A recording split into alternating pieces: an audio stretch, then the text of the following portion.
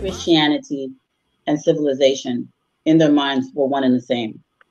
Education, Christianity, civilization, all the same. So they wanted to open up schools. They wanted to advance this Western idea of education to the interior.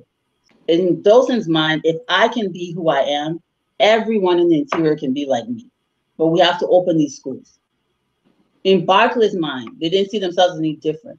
They sincerely thought that the people in the interior were heathens, because that is how the world saw traditional African culture, as heathenism, as devil worship. And they sincerely thought that the way to pull African people out of our heathenism was to educate us in the Western sense, and more importantly, to baptize us and save our souls. This is just a fact of history. This is how they thought.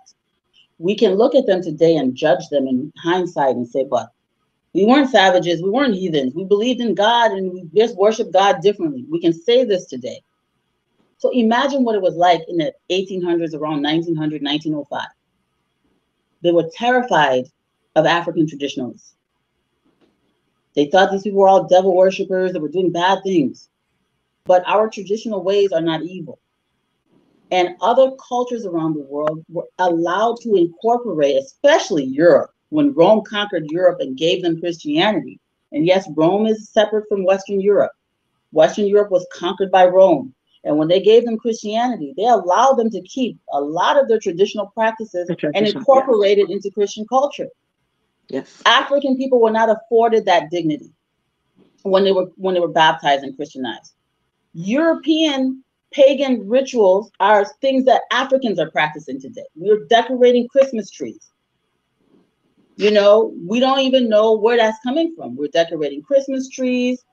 We're putting gifts under Christmas trees. We're having Easter eggs. We believe in Easter bunnies.